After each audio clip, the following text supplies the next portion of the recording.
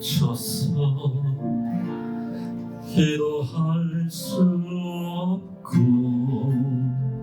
눈물이 빗물처럼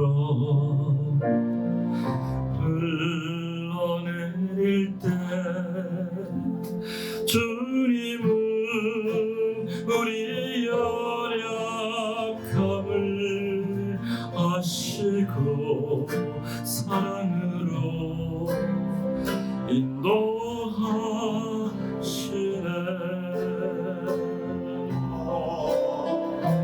누군가 널 위하여 누군가 기도하네. 내가 홀로 외로워서 마음이 무너질 때 누군가 널 위해 기도하네.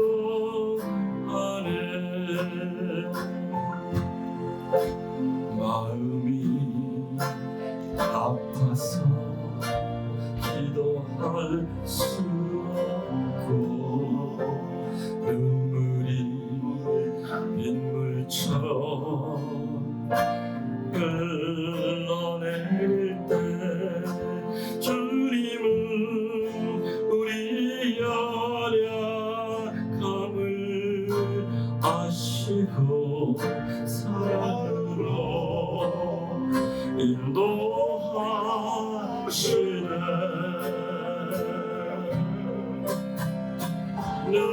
누군가 널 위하여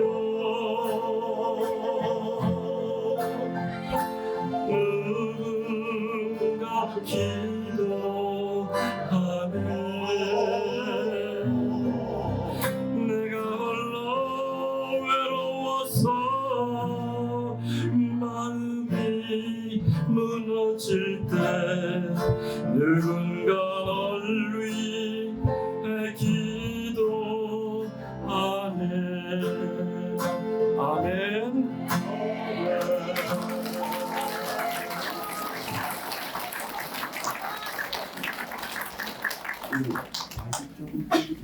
그래? 크게 들려? 안 들릴까봐 붙이는 거야.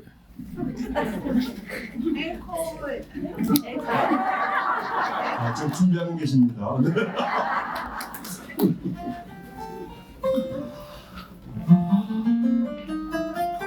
698번.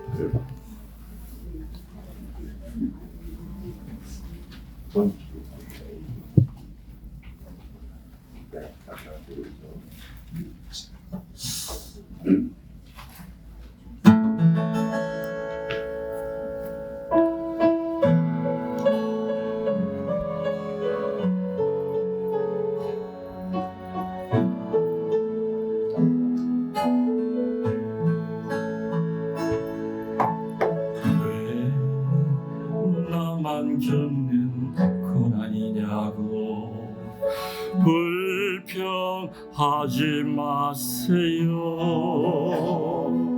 고난의 뒤편에 있는 주님이 주실 축복 미리 보면서 감사하세요.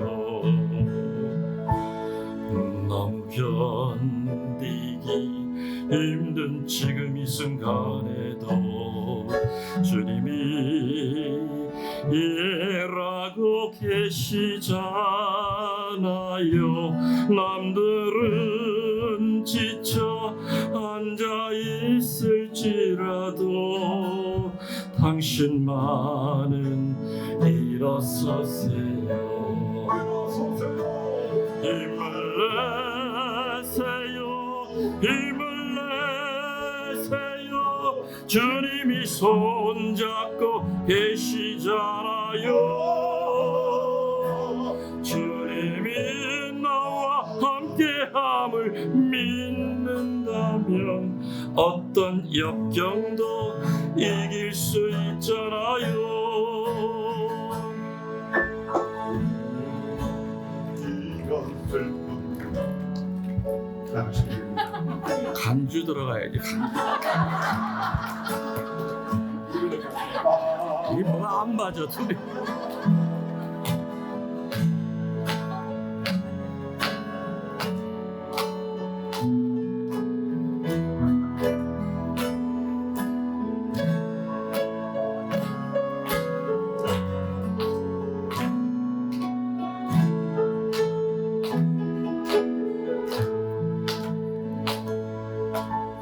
왜 이런 슬픔 찾아왔는지 원망하지 마세요. 당신이 잃은 것보다 주님께 받은 은혜 더욱 많음에 감사하세요. 너무 견디기 힘든 지금 이 순간에도 주님이 일하고 계시잖아요.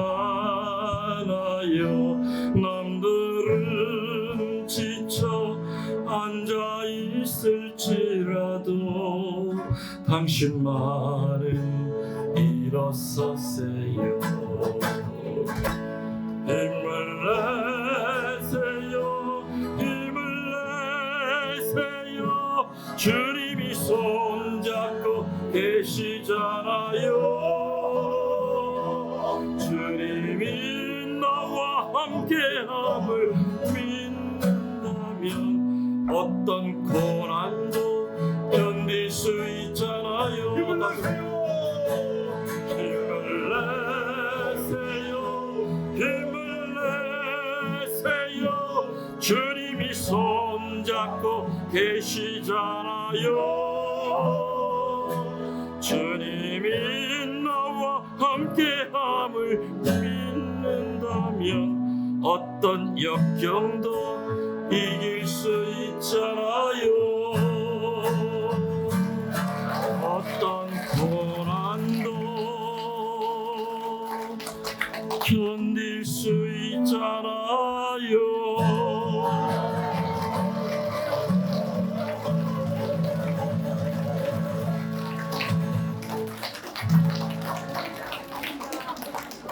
성무님 노래방 한번 하지 뭐. 나 진짜 목소리 안 나오네. 앵콜 맞으신가요? 아이 잠깐만. 오늘은 겸손한 분들이 많이 오셨어요. 저기 저 뭐지? 여러분 걱정하십니다. 527번 로사리오의 말. 어머니 로사리오의 말이에요. 보이지? 여러분 다 아실 거예요. 네. 오늘 명곡들만 골랐습니다.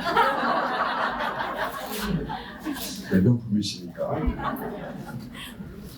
먹으십시오. 원키로 하시는 목이 좀 그냥 원키로 해봐 한번. 괜찮겠어요? 너무 낮으니까 좀 힘들어. 그러면 원키로 한번 해보고 네네. 한번 좀 뭐.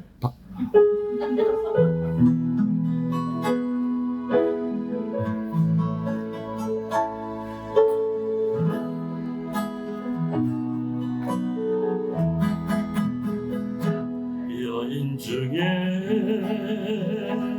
복되시며 구세주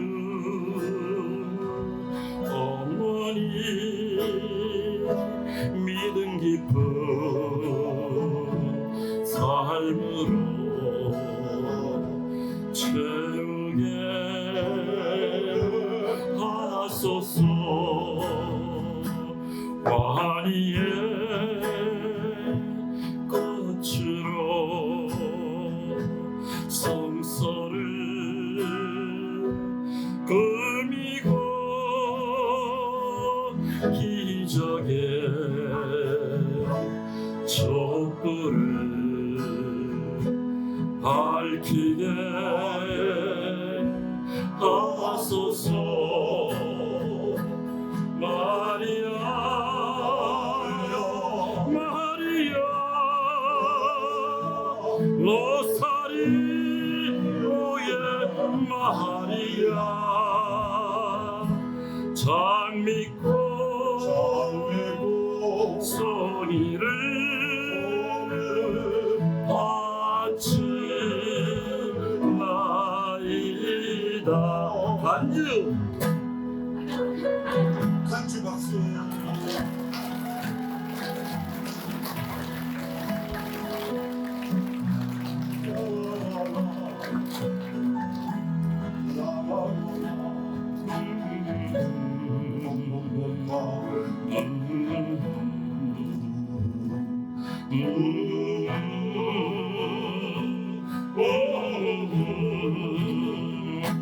하느님께 순명하신 겸손한 어머니, 한결같은 사랑으로 이끌어 주소서. 순결의 마음으로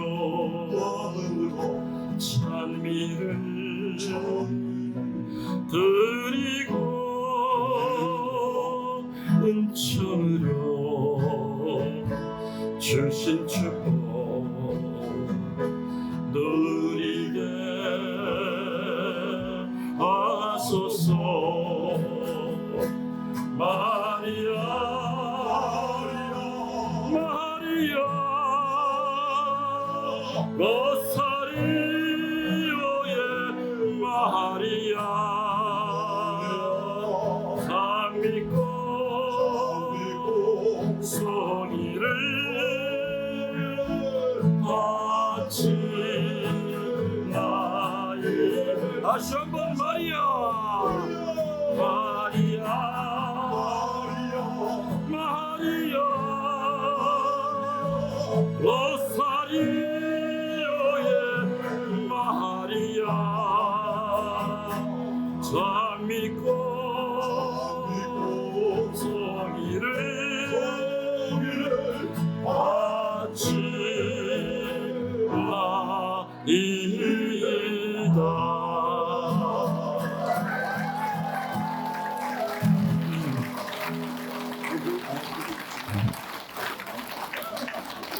연락을 주신 오늘 이렇게 연락해 주신 김정식 우리 여러분 다시 한번 건강해서 감사합니다.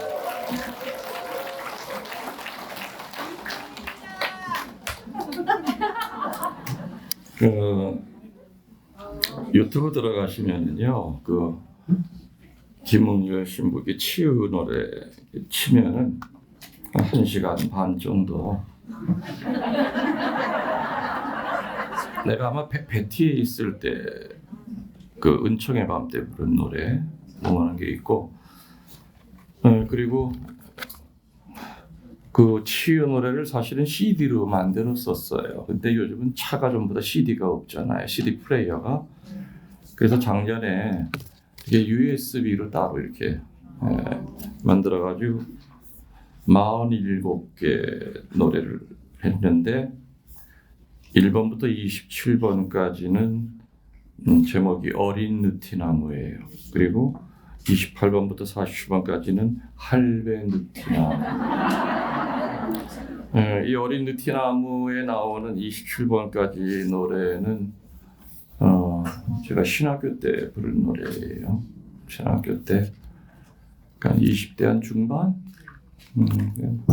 근데 이 노래를 내가 어떻게 불렀냐면은요, 신학교 2학년 때인가 내가 갑자기 급성 기관지염이 왔어요. 그래서 그 부평에 가면은 성모 자해병원이라고 있는데 거기 입원을 했습니다.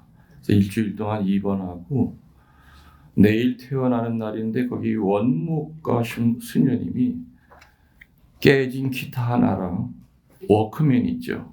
공테이프가 든 워크맨 60분짜리를 갖다 주면서 신부님이 여기다가 녹음을 노래를 해주셔야만 퇴원을 시켜주겠대요. 근데 웃기지 않습니까? 목이 아파서 급성 기관지염 때문에 입원한 사람한테 1시간 동안 녹음을 해서 달라고 그러니까 또 퇴원을 안 시켜준다는데 어떻게 해요? 그때는 제 별명이 김순진이었어요. 정말 퇴원 안 시켜주는 줄 알고 겁이 나가지고 기타도 좀 제대로 된 기타를 갖다 주는 건데 뒤가 다 깨졌어. 그래서 환자복을 입고 5층 강당에 가서 한 반 정도 제가 이제 작사 작곡한 노래도 꽤 됩니다. 노래를 하다가 수희한테 또 쫓겨나가지고 결국에는 성모병원 옥상에 올라가서 한 10곡을 마무리를 다 했어요. 그래서 그렇게 해서 27곡이 만들어져서 그 꽉 찬 60분짜리 테이프를 수녀님한테 드리고 그 다음날 무사히 퇴원을 했습니다. 저는 그리고 정말 한 30몇 년 동안을 긴 세월 동안을 내가 그거를 녹음했는지조차도 모르고 있었어요. 근데 어느 날 친가를 방문했는데 우리 어머니가 좀 정리 같은 걸 굉장히 잘하세요. 그러니 어머니가 뭘 정리하시다가 아무리 봐도 이게 큰 신부 테이프가 되는 거예요. 그래서 뭘까 하고서 이렇게 틀어봤더니 세상에 그 옛날 내가 신학생 때 성모병원에서 깨진 기타 가지고 불렀던 그 노래를 그 테이프를 어머니가 갖고 계신 거예요. 그래서 이게 어떻게 된 일입니까? 그랬더니 당신도 가만히 옛날 생각해 보니까 내가 태어나고 난 다음에 한 일주일 후에 정기 검사를 받으러 가셨더니 그 원무과 수녀님이 그 복사한 테이프를 하나 주면서 큰 아들이 부른 테이프라고 어머니 보관하라고. 그래서 그때부터 40년 가까이 이거를 갖고 계셨던 거예요. 그래서 그 테이프를 가지고 이제 CD로 이제 옮긴 거죠. 근데 그 CD도 이제 요즘은 CD 플레이어가 없다 보니까 다시 이제 USB에다가 해가지고 USB 이제 간단하잖아요. 그 하나잖아요, 그죠?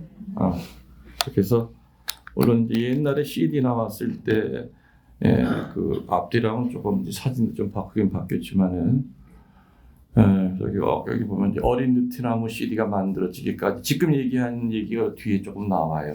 소개가.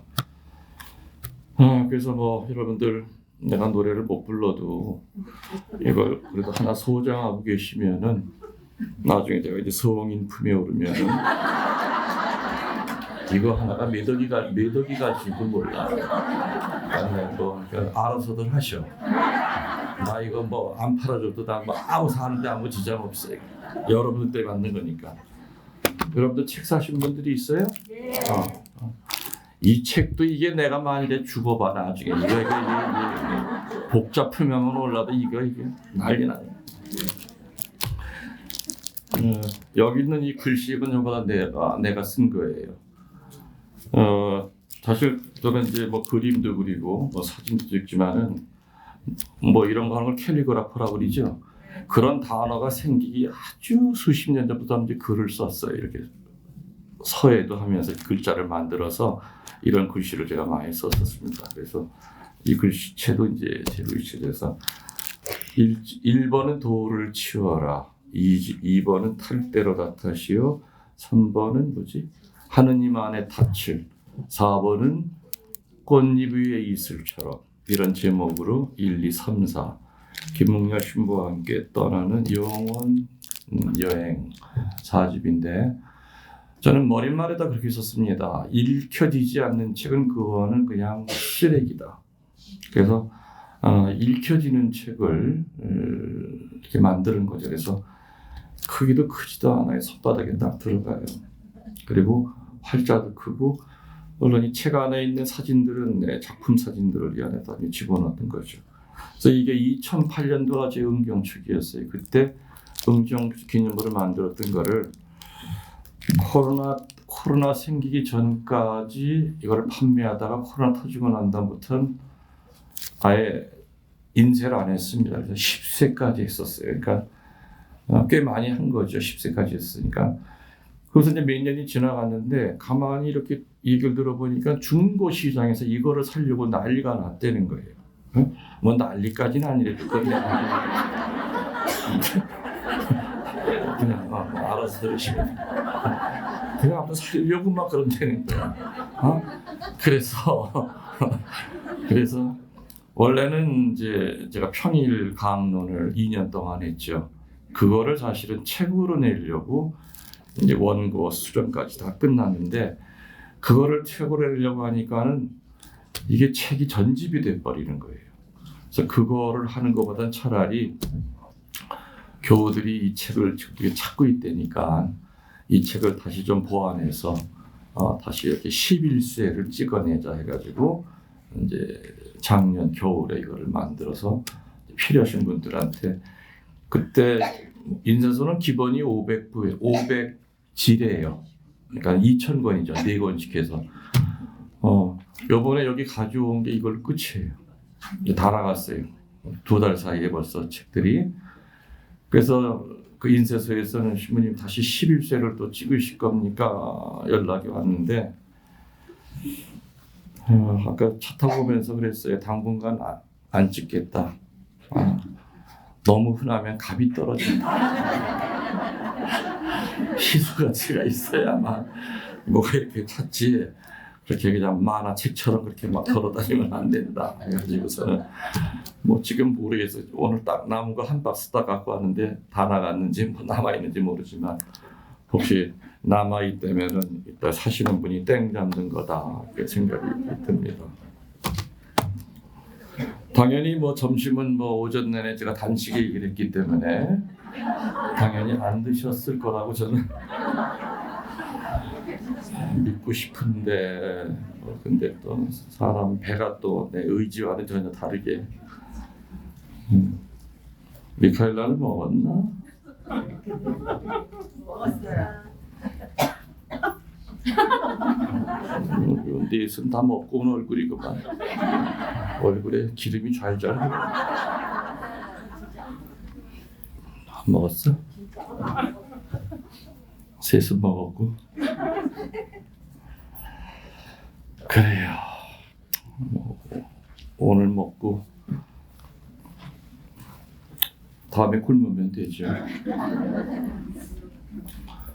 아까 내가 처음 시작할 때 5년, 그러니까 90년대에 중국 선교를 다녔다고 그랬죠. 5년은 조선족, 5년은 한족. 그 한족 성당들을 보면은 눈에 보이는 건 전부 다 애국교회예요. 공산당의 허가를 맡은 교회들입니다. 지하교회는 안 보여요. 다 이게 몰래 숨어서 옮겨 다니면서 하는데, 모택동이가 이제 공산화를 이루고 난 다음에 종교박해가 극심했죠. 그래서 신자들이 성당회를 애국교회고 뭐고 없던 시절도 있었어요. 근데 하도 여론이 안 좋으니까 이제 애국교회라는 걸 만들어서 주교를 이제 공산당이 임명하기까지 이르는 겁니다.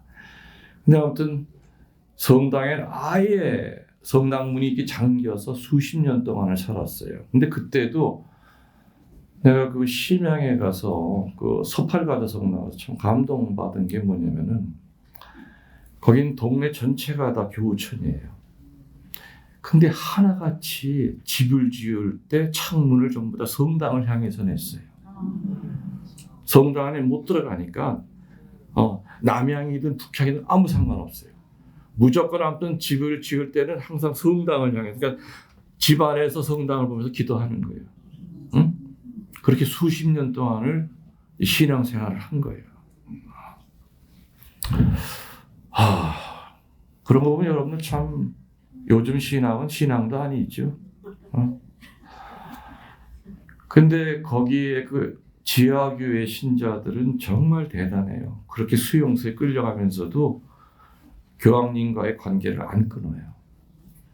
애국교회 신부들은 우리 미사 때 보면 사제가 교황 프란치스코 이름 부르죠. 거긴 부르질 않아요. 근데 지하교회 신자들은 교황님과의 그 유대를 그대로 유지하고 있거든요. 한 번은 한족 성당에, 중국 성당에 피정을 갔는데 그 근처에서 지하교회 신자 할아버지가 이제 임종이 가까우니까 사제를 청했어요. 그래서 그 애국교회 중국 신부님이 가니까 문을 걸어 잠근 거예요. 너는 신부가 아니라고. 그러면서 한국에서 진짜 신부가 온 걸로 알고 있는데 그 진짜 신부를 불러달라고. 나를 찾는 거예요. 그래서 결국에 그 중국 신부님은 창문 밖에서 이렇게 안에만 들여다보고 있었고 내가 들어가서 병자 성사랑 고해 성사까지 마지막으로 줬던 기억이 있어요. 지금도 중국은 공식적으로는 선교를 할 수가 없어요. 지금도 중국에 들어가 있는 사지 수도자들은 전부 다 교수 아니면 간호사 이런 이름으로 들어가 있지. 학교 선생님들, 영어 선생님. 공식적으로는 물론 거기 애국교회에서 서품받은 사제들은 로만 칼라 하고 다녀요. 그렇지만 외국 사람들은, 외국 신부님들은, 나도 거기 들어가면 외국 신부죠. 절대로 사제복을 못 입고 다닙니다. 그래서 여러분들이 참 행복한 걸 아셔야 돼요. 그런 걸 보면은 그 어려운 상황에서도 신앙을 지켜나가는 걸 보면 우리 한국교회도 200년 전에 그런 시절이 있었죠. 4대 박해를 겪으면서 기가 막혔잖아요. 저는 뭐 성모님 성지에도 있었고 또 최영업 신부님 성지에도 있었고 내가 마지막으로 은퇴한 그 서운동 성당 주변은 5군데에 숨겨 들어가 있는 거기도 성지 성당이었어요. 저는 마지막 은퇴 성당까지도 이제 성지에서 이제 은퇴를 했는데 뭐 그 사연 하나 들어보면 정말 눈물 나죠. 어떻게 이렇게까지 신앙을 지킬 수 있었을까? 끌려와도 잡아온 포졸이나 끌려온 신자들이나 다 같은 동네 사람이야. 그쵸? 먼 친척벌이 되는 거예요. 어떻게든 살려주고 싶은 거야. 그래서 포도대장한테 가서 내가 설득할 테니까 배교하라고. 살려주겠냐? 십자가만 밟으면 내가 살려줄게. 감옥에 가서 이보게 이따 끌려나가면은 십자가만 밟어. 그럼 살려준다고 약조 받았어. 밟았어요? 안 밟았어요? 안 밟았어. 저 문 밖에서는 애들이 엄마, 아빠 그거 밟고 우리와 살아. 소리 질러도 그 애들 보면 얼마나 밟고 나가서 살고 싶었겠어. 안 밟았어. 단 1초라도 내가 살기 위해서 하느님 배반한다가 있을 수가 없었던 거예요. 요즘 현대인들의 요즘 신앙으로 보면 이해가 안 가죠. 아유 등신들. 아니 밟고 나가서 성사 한번 진하게 보고 보석으로 십자가 얘기를 한 3-4번 하면 되지. 지 혼자 천국 가겠다고 새끼들은 동네 거지가 돼서 돌아다닐 텐데 그게 신앙이야? 그렇지만 우리 선배들은 내가 하느님 때문에 죽어도 내 새끼들 하느님이 거둘 거라고 믿었어. 아멘. 그 믿음 가지고 사는 거예요. 아멘. 최영업 신부님이 사제가 돼가지고 6번의 시도 끝에 조선에 들어왔죠. 제일 들어와가지고서는 주교님에게 사목하기 전에 동생들이 거지로 떠들고 있다고 하니 동생들을 좀 만나보고 싶다. 가보니까 동생들이 동네 거지가 돼서 뼈 가죽밖에 안 남은 거예요. 동생들이. 최영업 신부님의 아버지가 어떤 성인이시죠? 최경환 프란시스코. 최경환 프란시스코와 어머니가 누군지 아세요? 이성례 마리아가 같이 잡혀 들어갔는데 이성례 마리아는 배교했죠. 애들 때문에. 그래서 이성례 마리아가 성녀가 못된 게 한 번 배교 때문에 그래요. 남편 최경환 프란시스코는 매 맞아 죽었어요. 옥에서. 그래서 아이들을 데리고서 이렇게 왔는데 아이들 데리고 살면서 오히려 애들이 엄마 왜 우리 때문에 배교했어? 가서 천주교 포기 안 하겠다고 얘기해. 우리 어떻게 살아남을게. 형이 사제가 돼서 오는 거 우리 보고 죽을게. 그래서 아이들 손을 잡고 그래. 이애미가 한 번 배교하지 2번 배교 안 할 거다. 찾아갔어. 나 아까 배교한 거 취소하겠다고. 응? 진짜야? 예, 취소하겠다고. 모질게 고문당하다 돌아가셨잖아요. 그리고 그 애들은 거지가 돼서 떠들고 있었어요. 그 최영업 신부님은 사제가 돼서 조선에 입국해서 제일 먼저 동생들을 찾아갔더니 기도 안 차지. 나 하나 때문에 집안이 풍지박산이 된 거야. 아버지 엄마 다 칼 맞아 죽고 매 맞아 죽고 동생들은 거지가 돼서 동네마다 떠들고 개랑 개 밥그릇 가지고 싸우고 앉았고 먹을 게 없으니까 소요물을 먹다가 다 토하고 있는 그 동생들의 그 모습을 보고 최영업 신부님이 얼마나 하늘이 무너지고 땅이 꺼지는 것 같은 아픔을 겪겠습니까? 그죠? 최 신부님은 동생들을 교우들에게 맡기고 이제 한국 최초의 본당 신부로 부임한 데가 베티예요. 그래서 베티는 한국 첫 번째 본당이에요. 최 신부님은 거기를 한국의 첫 번째 본당 근거지로 삼고 전국의 128군데의 공소를 다니면서 11년 6개월 동안 1년에 8,000리씩을 걸어 다녔다고 그래요. 그래서 결국에는 마지막에는 주교님에게 사목 보고하러 가다가 회장이랑 같이 가다가 회장님 먼저 가시죠. 힘이 들어서 뒤쫓아가겠다고. 근데 한참 기다려도 최 신부님이 안 와. 그래서 오던 길 한 1시간 가보니까 그 나무 밑에 앉아 돌아가신 거지. 응? 기가 다 빠져나간 거예요. 기가. 그냥 앉은 채로 돌아가신 거예요. 그래서 그때 그 시신을 업고 제일 가까운 데가 베론이었어요. 그래서 베론에 최양업 신부님의 무덤이 있게 된 이유가 그거예요.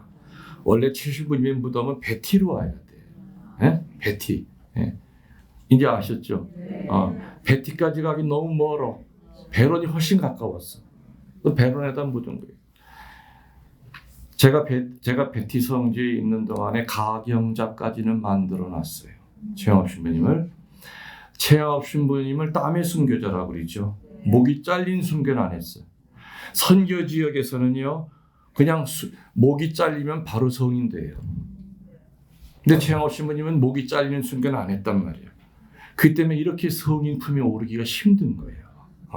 그래서 내가 7년 동안 베티에 있으면서 교황청과 모든 자료 같은 거 다 하고 또 가서 증언하고 해가지고 이제 가경자까지는 되셨어요. 아직도 한국 교회는 최양업 신부님을 시복 시성하기 위해서 부단히도 지금 노력하고 있죠. 여러분들이 항상 기도 중에 최양업 신부님의 그 시성을 위해서 단계는요, 시복으로 끝나는 시복자들도 있어요. 또 어떤 분은 복자가 됐다가 성인이 되는 단계도 있고 어떤 분은 바로 복자를 거치지 않고 바로 성인 품에 오르시는 분들도 있어요. 그래서 제일 좋은 건 뭐예요? 그렇지. 돌아가지 않고 바로. 물론 그분들 최양업 신부님 성인 품으로 공식적으로 선포를 안 해도 이미 성인이죠. 천국에 계신 분들은 다 성인 성녀예요. 그렇지만 성인이 되면 뭐가 달라져요? 우리 한국 신자들만 공경하는 게 아니라 전 세계 천주교 신자들이 다 공경하고 그분 축일이 있어가지고 전 세계 신부들이 최양업 신부님 축일날 되면 미사 때 최양업 신부님의 이름을 불러요. 그렇죠? 우리 뭐 안드레아 축일날 이름 부르고 그러듯이 그게 차이가 나는 거지. 그러면서 한국의 카톨릭의 신앙을 전 세계에 알리는 계기가 되기 때문에 성인 성녀가 되는 건 되게 중요한 거예요.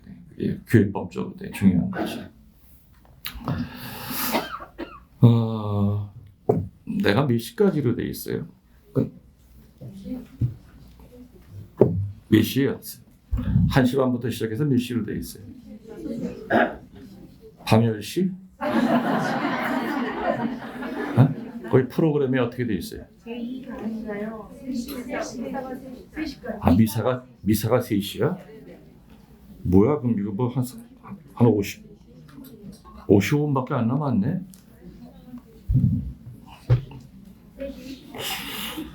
이야, 뭐 시작하다 끝나겠네. 그래도 뭐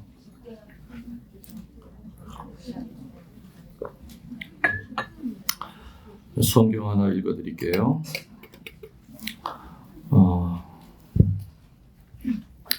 루카복음 15장 11절입니다. 예수님께서 또 말씀하셨다. 어떤 사람이 두 아들을 두었는데 작은 아들이 아버지에게 제 몫으로 돌아올 재산을 달라고 청하였다. 그래서 아버지는 재산을 갈라 두 아들에게 나누어 주었다. 며칠 뒤에 작은 아들은 자기 재산을 다 거두어 가지고 먼 고장으로 떠나갔다. 거기서 재산을 마구 뿌리며 방탕한 생활을 하였다. 그러다 돈이 떨어졌는데 마침 그 고장에 심한 흉년까지 들어서 그는 알거지가 되고 말았다. 하는 수 없이 그는 그 고장에 사는 어떤 사람의 집에 가서 더부살이를 하게 되었는데 주인은 그를 농장으로 보내어 돼지를 치게 하였다. 그는 하도 배가 고파서 돼지가 먹는 쥐엄나무 열매로라도 배를 채워보려고 했으나 그에게 먹을 것을 주는 이는 아무도 없었다. 그제야 제 정신이 든 그는 이렇게 중얼거렸다. 아버지 집에는 양식이 많아서 그 많은 일꾼들이 먹고도 남는데 나는 여기서 굶어 죽게 되었구나. 어서 아버지께 돌아가. 아버지, 제가 하늘과 아버지께 죄를 지었습니다. 이제 저는 감히 아버지의 아들이라고 할 자격이 없으니 저를 품꾼으로라도 써주십시오 하고 사정해 보리라. 마침내 그는 거기를 떠나 자기 아버지 집으로 발길을 돌렸다. 집으로 돌아오는 아들을 멀리서 본 아버지는 측은한 생각이 들어 달려가 아들의 목을 끌어안고 입을 맞추었다. 그러자 아들은 아버지, 저는 하늘과 아버지께 죄를 지었습니다. 이제 저는 감히 아버지의 아들이라고 할 자격이 없습니다 하고 말하였다. 그렇지만 아버지는 하인들을 불러 어서 제일 좋은 옷을 꺼내 입히고 가락지를 끼우고 신을 신겨주어라. 그리고 살찐 송아지를 끌어내다 잡아라. 먹고 즐기자. 죽었던 내 아들이 다시 살아왔다. 잃었던 아들을 다시 찾았다 하고 말했다. 그래서 성대한 잔치가 벌어졌다. 밭에 나가 있던 큰아들이 돌아오다가 집 가까이에서 음악 소리와 춤추며 떠드는 소리를 듣고 하인 하나를 불러 어떻게 된 일이냐고 물었다. 하인이 아우님이 돌아왔습니다. 그분이 무사히 돌아오셨다고 주인께서 살찐 송아지를 잡게 하셨습니다 하고 대답하였다. 큰아들은 화가 나서 집에 들어가려 하지 않았다. 그래서 아버지가 나와서 달랬으나 그는 아버지에게 아버지, 저는 이렇게 여러 해 동안 아버지를 위해서 종이나 다름없이 일을 하며 아버지의 명령을 어긴 일이 한 번도 없었습니다. 그런데도 저에게는 친구들과 즐기라고 염소 새끼 한 마리 주지 않으시더니 창녀들한테 빠져서 아버지의 재산을 다 날려버린 동생이 돌아오니까 그 아이를 위해서는 살찐 송아지까지 잡아주시다니요 하고 투덜거렸다. 이 말을 듣고 아버지는 얘야, 너는 늘 나와 함께 있지 않느냐? 내 것이 모두 네 것이 아니냐? 그런데 네 동생은 죽었다가 다시 살아왔으니 잃었던 아들을 되찾은 셈이다. 그러니 기쁜 날을 어떻게 즐기지 않겠느냐 하고 말하였다. 주님의 말씀입니다. 제가 왜 루카복음 15장 11절부터 32절까지를 이렇게 낭독을 해드렸느냐.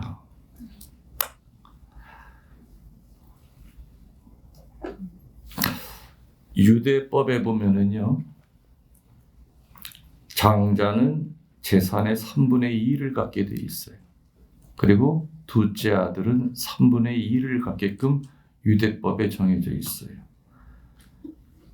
그렇지만은 아버지가 재산 관리에서 이제는 너무 늙어서 물러서고 싶을 때는 생전이라 하더라도 그 재산을 미리 분배할 수 있었어요. 근데 말이죠, 오늘 복음에 나오는 작은 아들은 아버지가 분배한 게 아니야. 그래, 아버지가 죽은 것도 아니야. 지가 뺏은 거야, 협박을 해가지고. 내 몫으로 돌아올 재산을 미리 주시오, 그거예요. 그렇죠? 아버지가 돌아가실 때 내가 받을 몫의 재산을 지금 주시오. 그리고 이것을 나 떠나겠소. 이게 작은 아들의 태도였어요. 다시 말하면 이 작은 아들은 멀쩡히 살아계신 아버지를 죽은 아버지 대하듯 합니다. 여러분들, 하느님은 살아계신 분이십니까? 죽으신 분입니까? 분명히 살아계신 분이죠. 네. 파스칼이라고 하는 철학자는 하느님을, 그 살아계신 하느님을 체험했던 그날을 잊지 못해서 한평생 양복 안단에다가 양 가죽에다가 글자를 써가지고 다녔대요. 뭐라고 썼느냐? 아브라함의 하느님, 이사악의 하느님, 야곱의 하느님, 나 파스칼의 하느님을 몇 년, 몇 월, 몇 시에 만났다. 그래서 파스칼은 신앙이 흔들릴 때마다 그거를 보면서 하느님을, 살아계신 하느님을 만났던 그 순간을 떠올리면서 신앙을 지켜나왔다고 그래요. 아마 여러분들도 인생이 다 다르기 때문에 하느님을 체험했던 시간도 다르고 색깔도 다를 겁니다. 다 다를 수 있죠. 분명히 하느님은 한 사람 한 사람의 구체적인 계획을 가지고 계세요. 하느님은 우리를 목석 취급하듯이 그렇게 취급하는 하느님이 아니죠. 여러분들, 여러분에게 있어 하느님은 과연 어떤 분이신가? 하느님이 정말 살아계시다고 느낀 적이 있었던가? 이 비정한 둘째 아들처럼 돌아가시지도 않고 줄 생각도 없던 아버지를 겁박을 해가지고 마치 지가 맡겨놓은 것처럼 돈 뺏어서 달아난 이런 둘째 아들의 모습을 갖고 산 적은 없었던가? 우리들은 분명히 하느님이 살아계시다라고 하는 것을 몇 가지의 그 루트를 통해서 깨달을 수가 있어요. 첫 번째는 말씀을 통해서 하느님은 살아계시다는 걸 우리는 체험합니다. 두 번째는 성사를 통해서 살아계신 하느님을 체험할 수 있어요. 세 번째는 체험을 통해서 살아계신 하느님을 느낄 수가 있죠. 첫 번째가 뭘 통해서요? 그렇죠. 말씀을 통해서.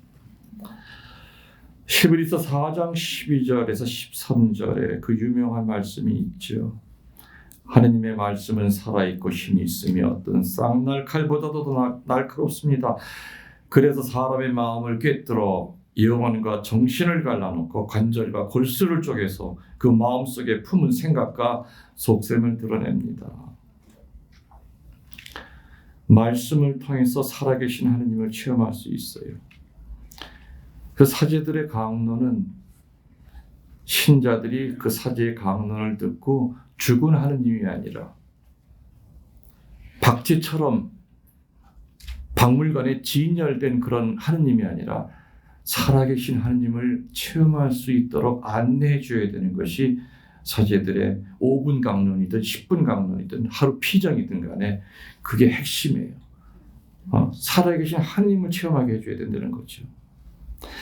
근데 이러한 살아계신 하느님을 체험을 하려면 일단 말씀을 전하는 사람이 성령의 감도를 받아 전해야 돼요. 맞죠? 네. 듣는 사람도 역시 성령의 감도를 받아야 그전에는 그냥 까만 건 활자요 하얀 건 종이었는데 어느 순간부터 그 활자가 살아 움직여서 나를 울리기도 하고 행복하게 하기도 하고 내 인생관을 다 바꿔놓고 그전에는 정말 1시간 동안 뇌사 상태에 빠져서 들이던 미사가 그전에는 아이고 신부님 강론 지킬게도 못하네 했던 그 강론이 그렇게 꿀처럼 달고 세상에 이렇게 깨끗한 강론을 내가 그동안 왜 못 듣고 딴 생각을 하고 살았을까?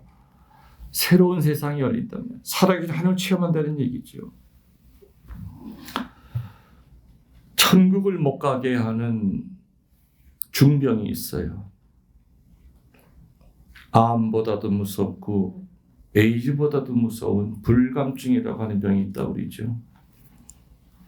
여러분들 암에 걸려도 천국 갈 수 있어요, 없어요? 아무 문제가 안 돼요.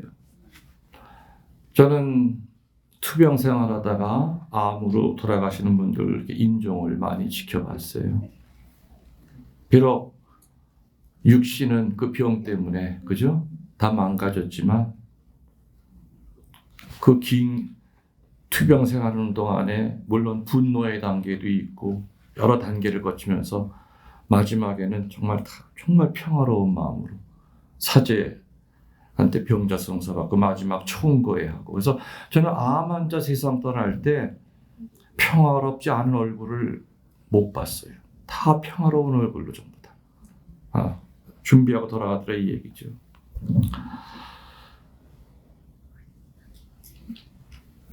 에이즈보다도 무섭고 암보다도 무서운 것이 바로 불감증이라고 그랬죠. 불감증은 글자 그대로 무언가를 못 느끼는 거예요.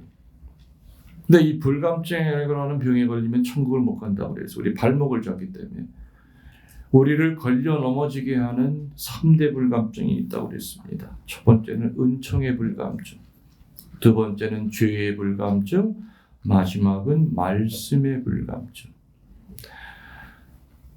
뭐든지 병은 증세가 있죠. 은총의 불감증 환자들은 특징이 뭐냐면은 은총을 찾아 헤매요. 은총 찾아 산발리. 어디 가면 은총 받는다 하면 쫓아가.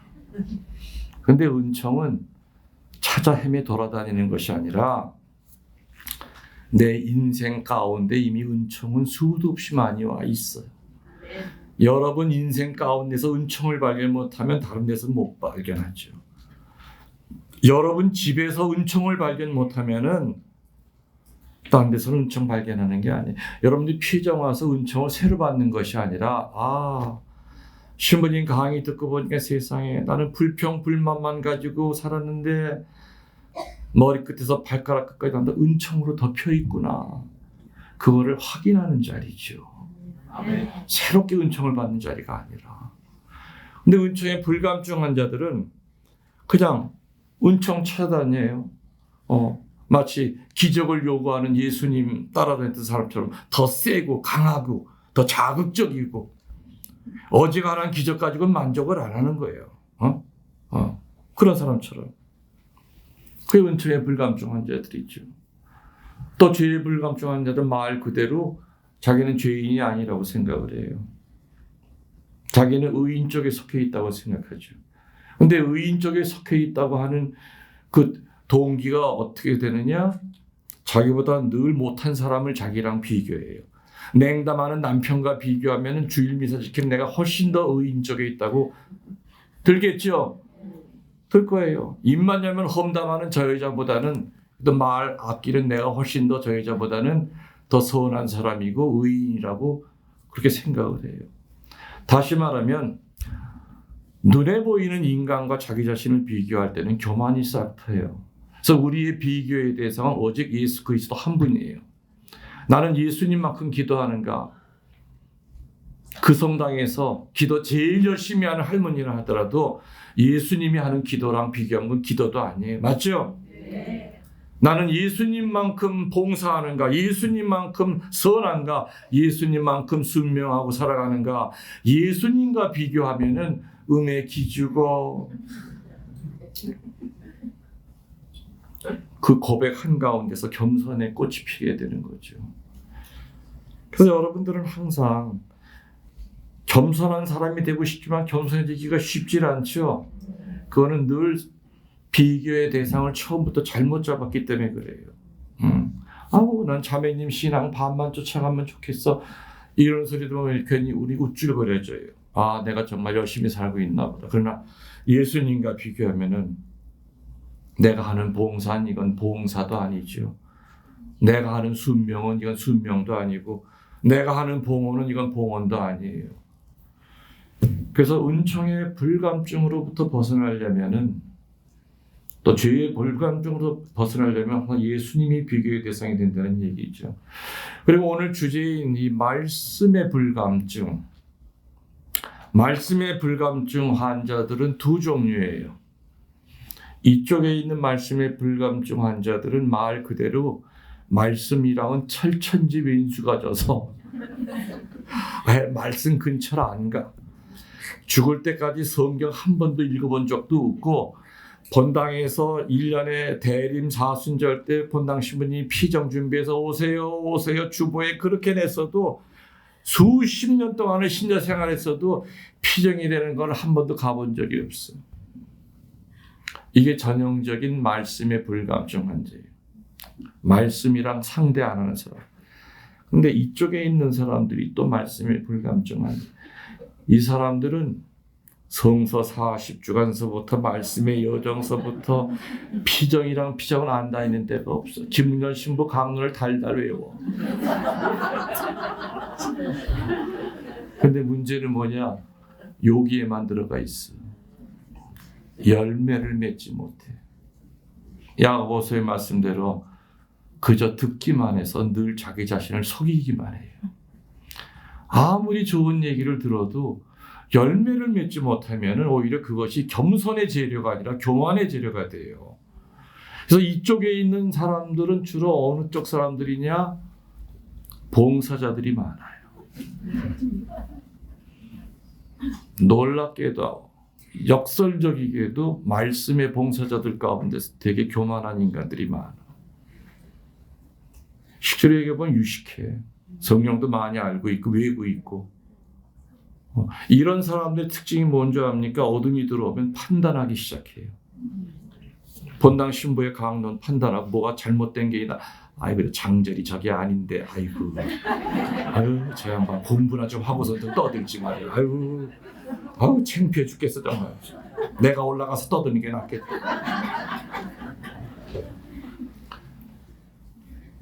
그 보고 들은 그 말씀이 나를 겸손하게 만들어주는 것이 아니라 나를 오히려 교만하게 만들어줘요.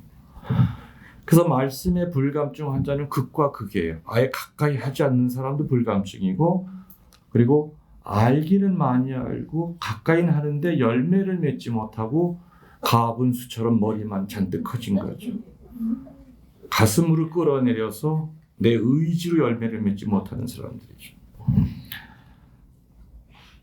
살아계신 하나님은 분명히 말씀을 통해서 우리들에게 당신이 살아있는 하나님인 걸 알려주세요. 사실 저도 아까도 얘기했지만은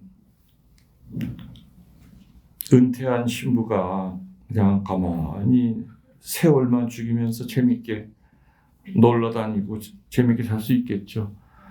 근데 왜 누가 시키셨는데 그렇게 뭐 그냥 유튜브 강론을 또 기를 쓰고 해야 되고 성서 강의를 해야 되느냐.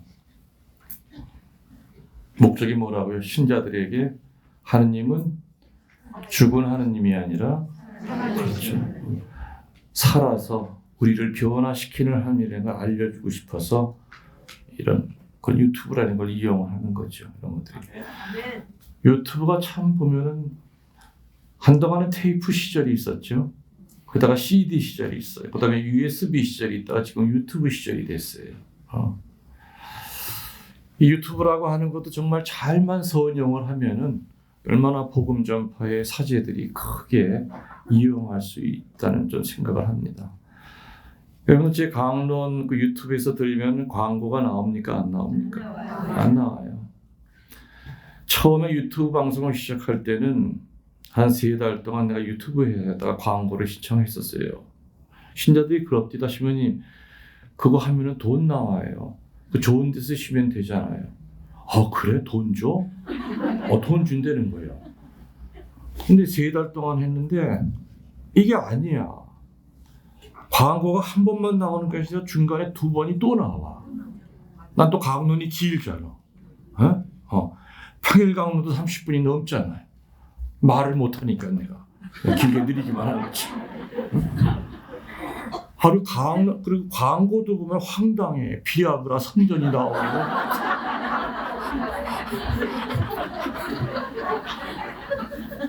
이건 아니다. 가톨릭 윤리에 제일 중요한 게 뭐냐면요.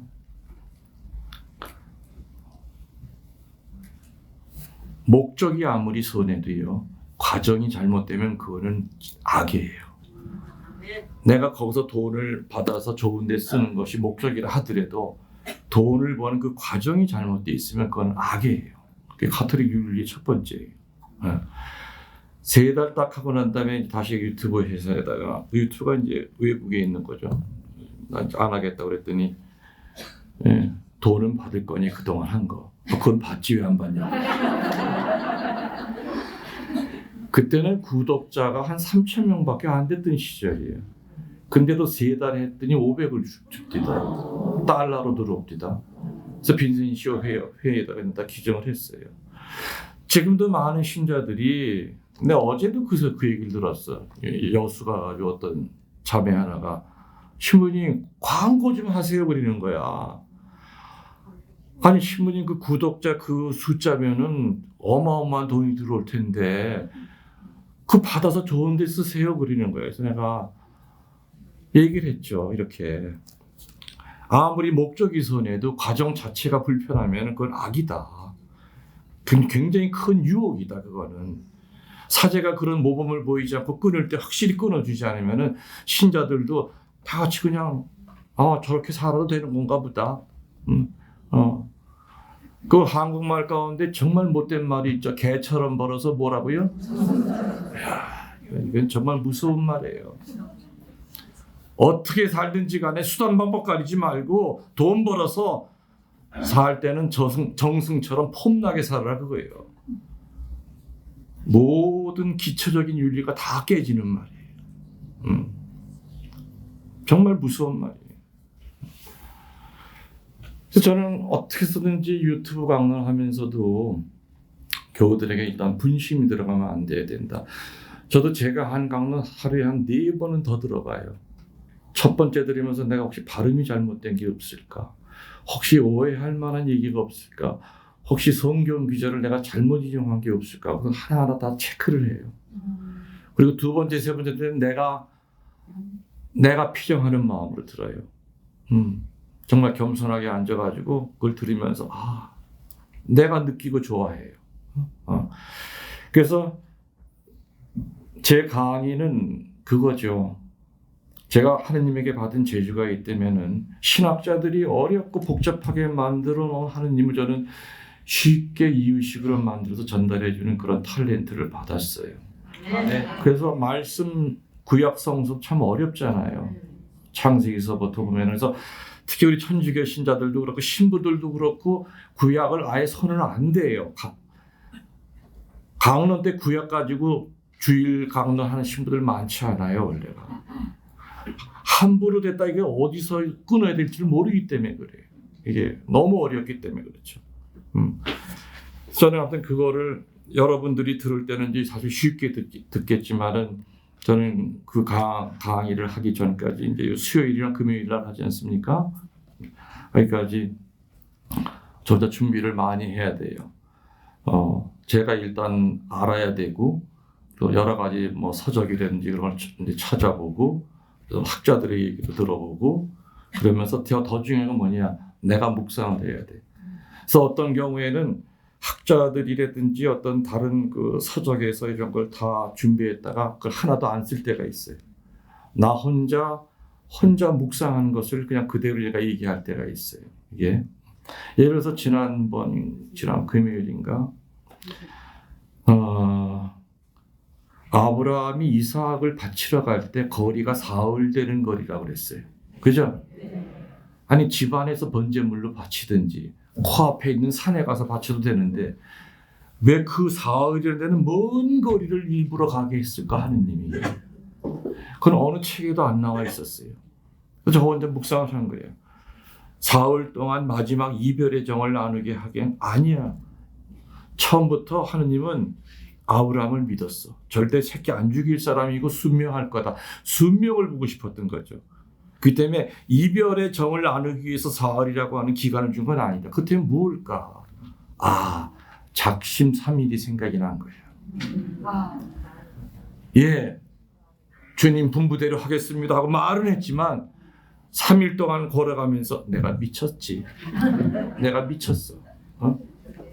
아니 이 새끼를 내가 어떻게 칼로 찌겨주고 통구이를 만들어? 아이고 미쳤어. 아무리 순명하고 결심이 대단해도 며칠이 지나면 누구나 흔들리게끔 돼 있죠. 주님은 그래서 그 시험을 하신 거예요. 네가 사흘 동안 받기나 안 받기나 그걸 보자는 거죠. 그래서 이러한 그 묵상 강의 같은 것들은 사실은 제 개인의 어떤 그 묵상에서 나온 결과들이죠. 그런 것들이.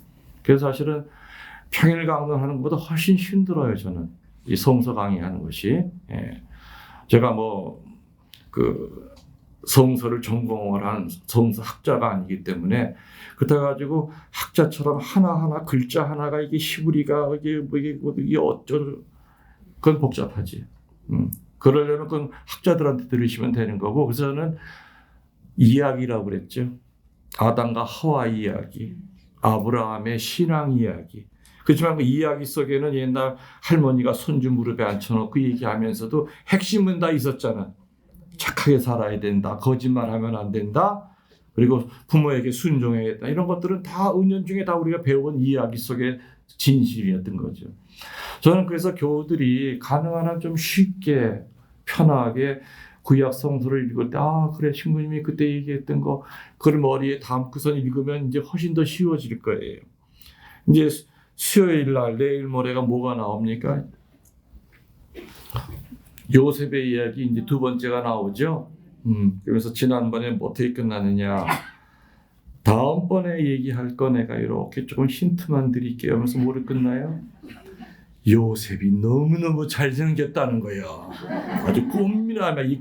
이 잘생겼다는 것 때문에 이제 사단이 생긴다. 이제 그게 수요일 날 이제 나올 거예요. 보디발의 아내 이야기가 나오죠. 보디발은 직책이 뭐라고 그랬어요? 파라오 왕을 지키는 경호대장이야. 근데 문제는 뭐냐? 보디발이 넷이야. 사내구실을 못하는 거야. 돈은 많고 권력은 있는데 이쁜 여자를 얻었겠죠.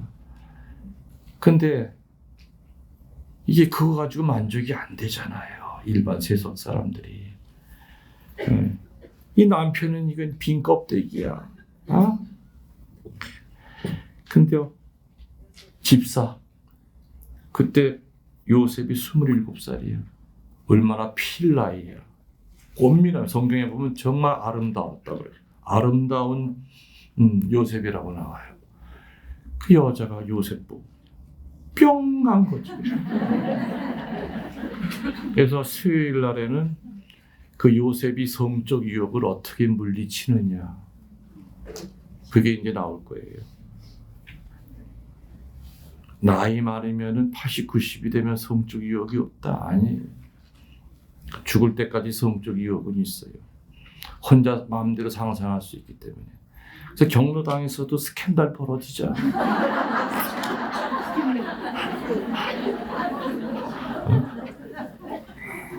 그 다음에 수요일 날에는 요셉이 그 성적 유혹이라고 하는 그 몬스터, 괴물을 어떻게 물리치느냐. 성적 유혹은 괴물이에요. 맞서서는 절대 이길 수 없어요. 그래서 비록 짧은 그 32장 후기 안에 요셉이 보디발의 아내로부터 피하는 과정이 나와요. 네 가지가 나와. 근데 제일 마지막 거가 없으면 나머지 세 가지 것도 허당이에요. 제일 마지막 건 뭐냐? 요셉은 하느님을 경외하는 사람이었어요. 하느님에 대한 두려움은 욕망을 가라앉혀요. 불처럼 끓어오르던 그런 세속적인 욕망도 하느님에 대한 그 디모르데이라고 해요. 하느님에 대한 거룩한 경외심은 우리의 그 욕망을 잔잔하게 가라앉혀요. 그래서 요셉은 참 드라마틱한 사람이었죠. 요셉은 꿈자랑하다가 팔려가잖아, 그죠? 고자질하다가 형들한테, 그죠? 그 생고생하고 난 다음에야 내가 우리 형들이 왜 나를 이렇게 미워했을까 하면서 회개하기 시작해요. 그래서 사람이 되는 하느님을 만나기 시작한 거죠. 요셉의 과정을 보면은 참 우리들의 삶과도 많이 비슷해요. 그래서 구약에 나오는 그 수많은 등장인물들은 바로 나의 이야기예요. 남의 이야기가 아니라 다 내 이야기들, 우리 가족의 이야기죠. 그런 것들이. 둘째 아들은 살아계신 아버지를 죽은 아버지처럼 대했다. 마찬가지로 우리를 하느님을 죽은 하느님처럼 대하지 않는가. 살아계신 하느님을 찾는 첫 번째 출구는 말씀을 통해서다 얘기했습니다. 두 번째 뭐라 그랬죠? 성사를 통해서 우리는 살아계신 하느님을 강하게 체험합니다. 아주 강하게 체험합니다. 성사는 몇 가지가 있어요? 칠성사가 있고 그 다음에 준성사가 있죠. 여러분이 선물 가져오면 사제가 이렇게 강복해 주는 준성사예요. 이 준성사는 뭐냐?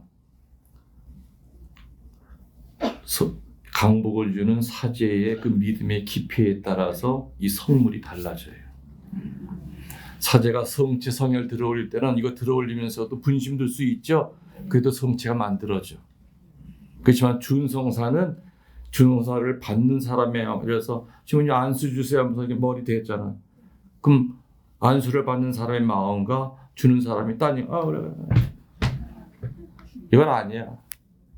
그렇지만은 안수를 주면서 정말 사제의 손을 통해서 이 환자에게 치유의 은혜가 내려가기를 기도하면서 줄 때는 어마어마한 힘이 생겨요.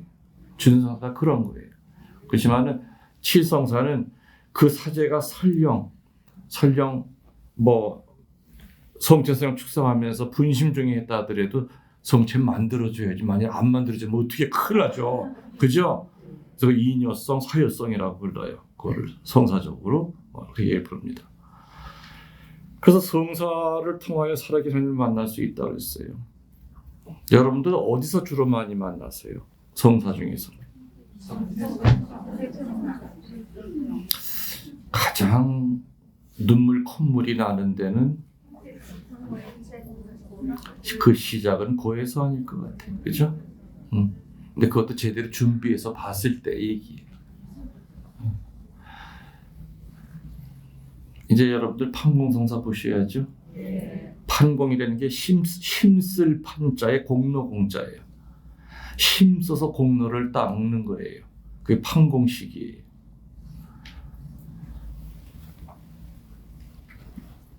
판공성사를 1년에 여러분들 판공성사 이렇게 부활절이랑 성탄 딱 2번만 보십니까? 그건 아니죠. 죄는 소죄가 있고 대죄가 있죠. 소죄는 통회하고 회개하면은 성사를 안 봐도 돼요. 대죄는 반드시 봐야 돼요.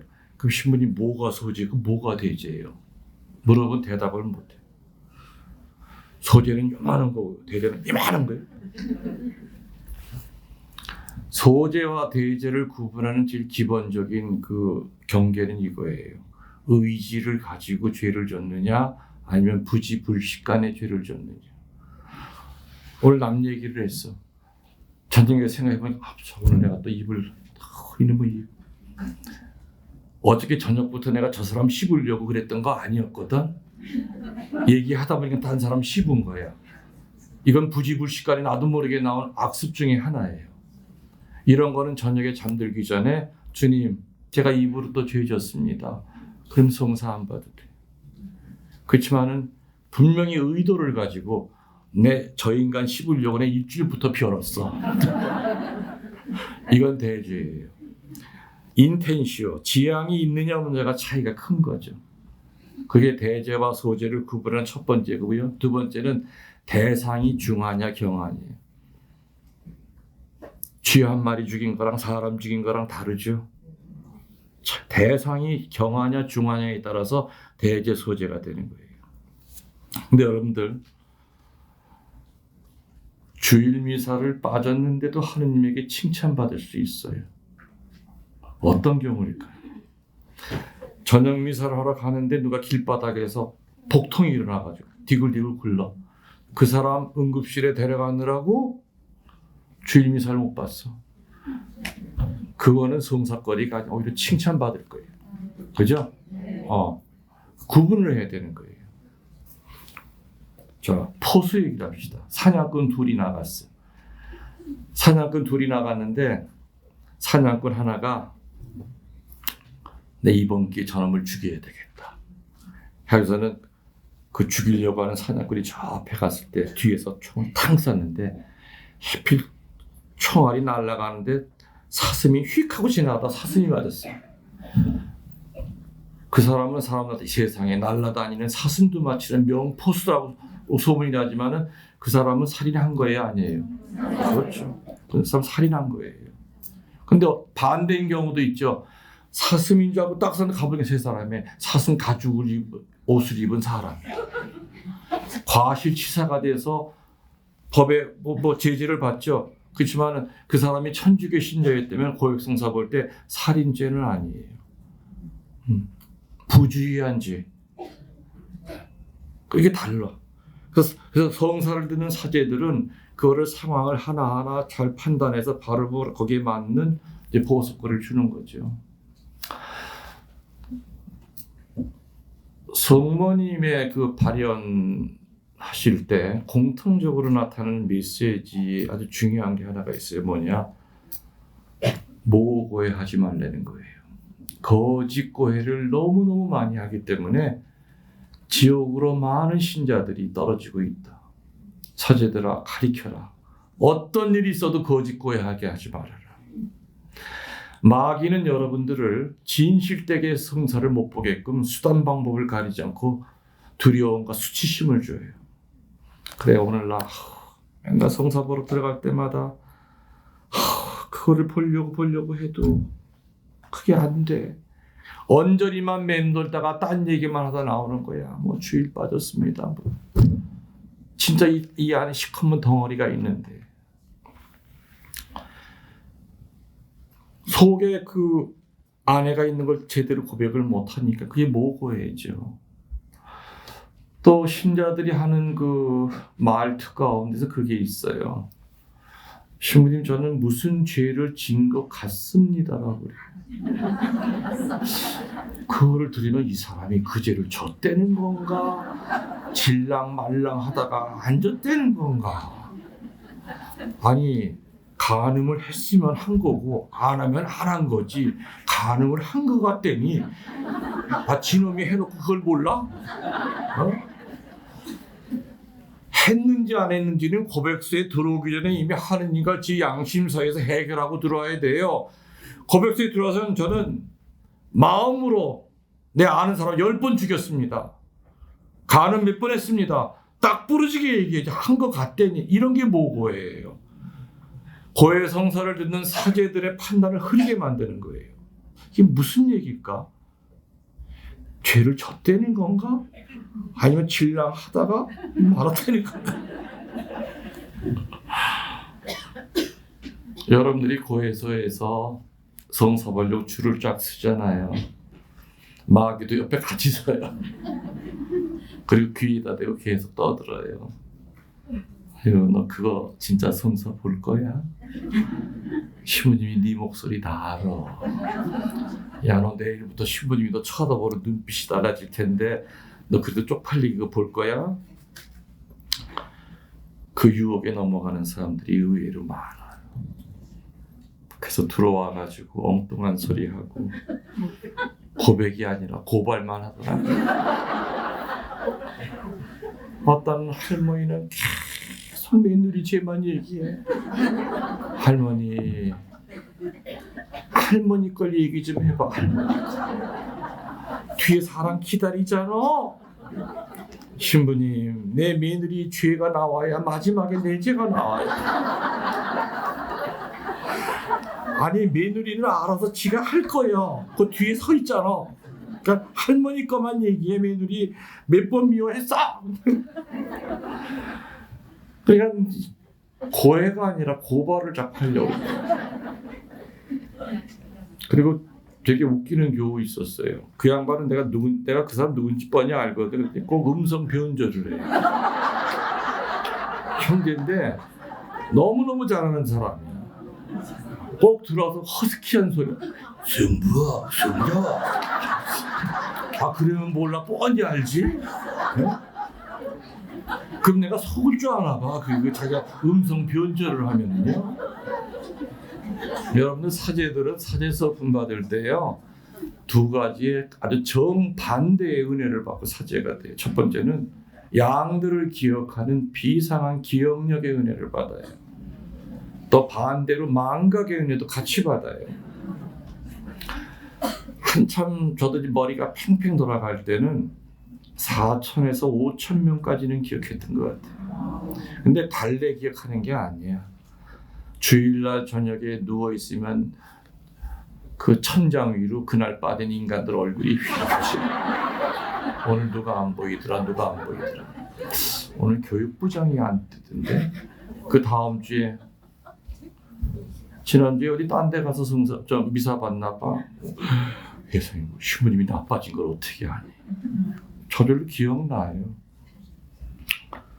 근데 어느 자매를 봤더니 한 6개월 만에 온 것 같았어요. 그래서 내가 반갑게 자매님 뭐 아들네 집에 갔다 오셨어? 한 반년 됐죠? 그랬더니 이 자매가 그냥 너무너무 좋아. 그래서 온 동네 다니면서 우리 신부님이 나를 짝사랑하고 있다. 나를 짝사랑하니까 저렇게 내가 6개월 만에 나를 저렇게 정확히 알고 있다는 거예요. 아주 웃기는 일이야.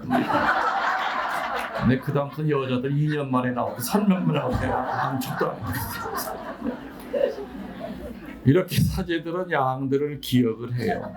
그죠? 목자니까 양이 몇 마리인지 확인해야 되잖아요. 반대로 망각의 은혜를 받아. 고백 서문을 탁 닫는 순간 까먹어. 저는요 40년 넘게 요 양쪽 귀때기로 얼마나 많은 죄를 듣고 살았겠어요. 어떤 데는 듣다 보면 뭐 이따위가 다 있어 이거. 뭐 인간이 뭐 이래 이거.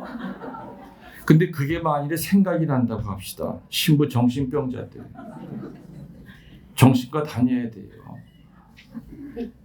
성모 회장이 성사를 봤어.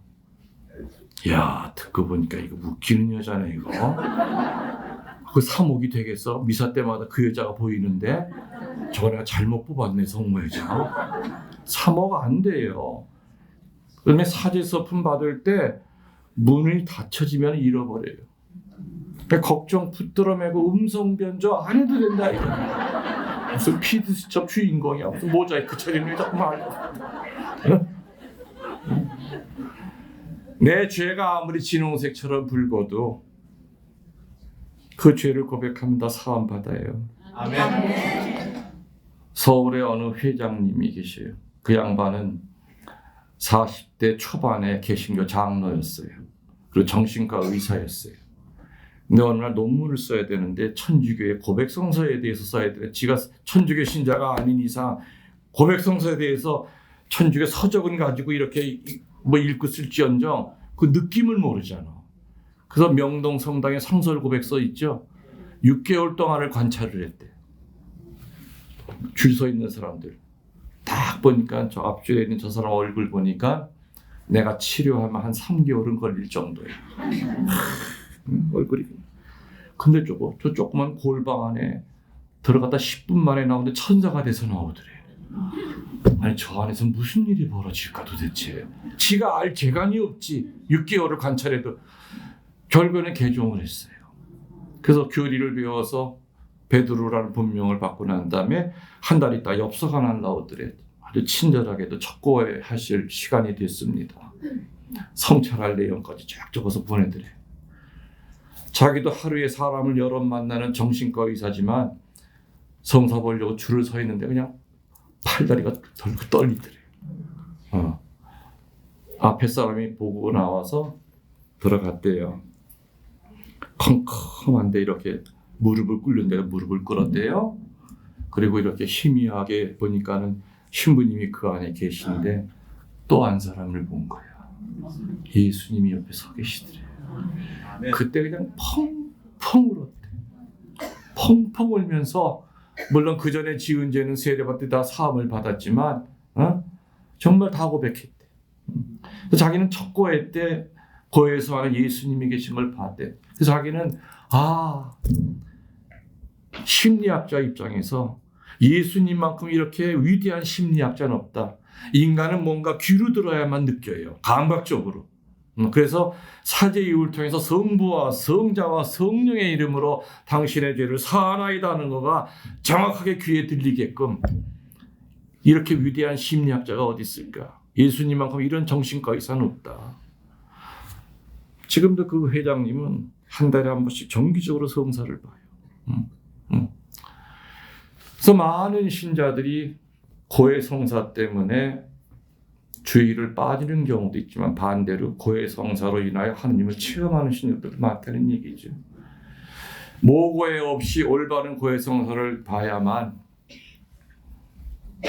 합당한 영성체를 하실 수 있습니다. 맞죠? 네.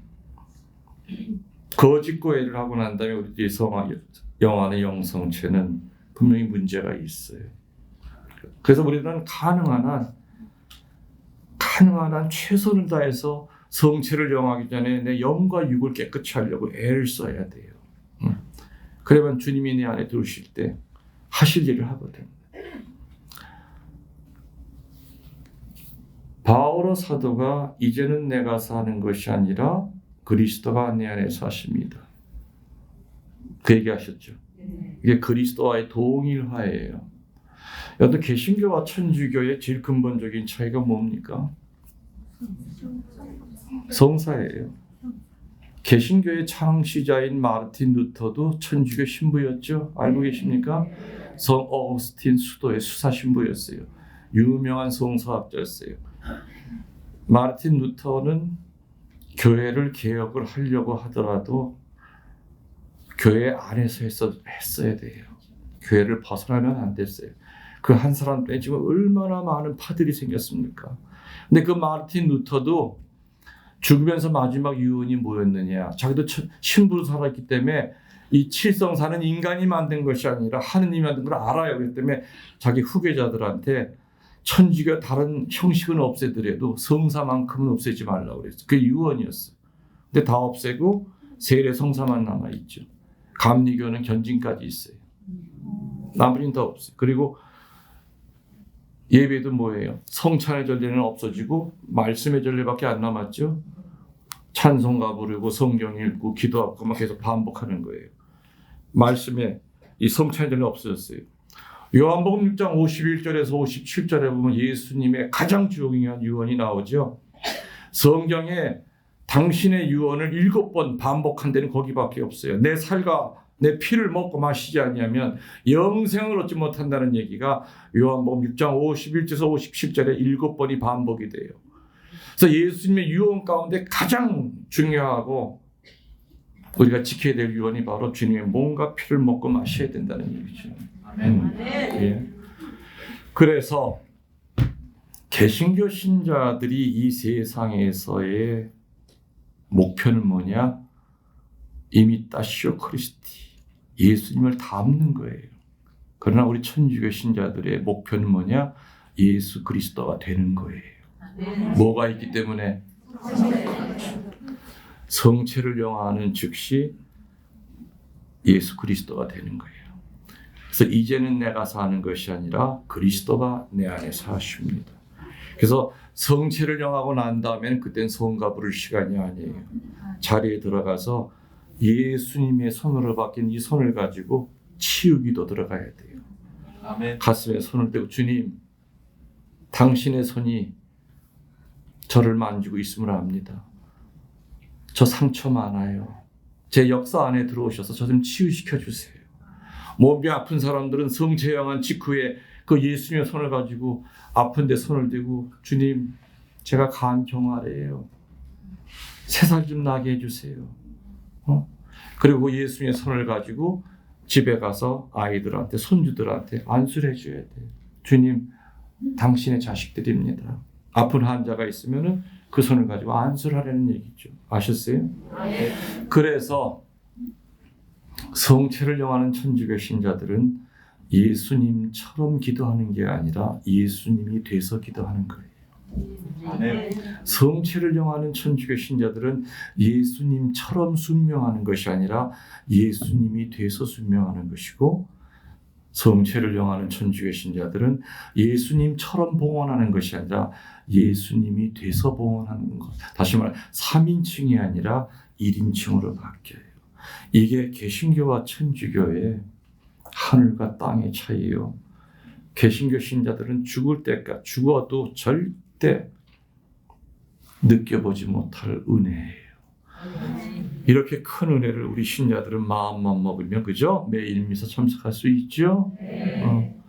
옛날에 우리 선배들은 체험업 신부님이 경상도에 있다 그러면은 전라도에 있는 신자들이 달구지를 타고 며칠이 걸려서 그 체험업 신부님 있는 데까지 가요. 병이 든 아버지가 나 죽기 전에 신부님 좀 만나게 해줘 그러면 효자 아들이 아버지를 지게에다 주고 천리길을 걸어서 체험업 신부님이 있는 강원도까지 가요. 그 얼마나 신부님 보고 반가웠겠습니까? 그래서 신부님 품 안에서 병자성서 받고 잠이 들었어요. 돌아가시는 거죠. 지금은 뭐 아침 저녁으로 미사 있지 않습니까? 마음만 먹으면 매일 미사할 수 있잖아요. 여러분들 고혈압약 매일 드시잖아. 영양제 매일 드시잖아. 세상의 약은 육신을 살리는 약은 그렇게 잘 챙겨 먹으면서 영생을 보증해주는 그 천상의 약인 성체는 지금 시대는 말세기 때문에요. 일주일에 한 번 먹어서는 이게 못 견뎌요. 일주일 동안 약 효과가 못 가. 그러니까 적어도 일주일에 3번은 성체를 영해야 돼. 교수님들 이해가 되시죠? 카톨릭 신자들한테 이 성체가 있다고 하는 거는 정말 꿈 같은 거죠. 화장실 잠깐 가셨다가 미사를 하는데 사실 제가 힘이 들어서 안 하려고 그랬는데 강릉 미사 때 강릉 대신에 그냥 치유 기도를 해드릴게요. 영광의 성부와 성자와 성령께 성부와 성자와 성령의 이름으로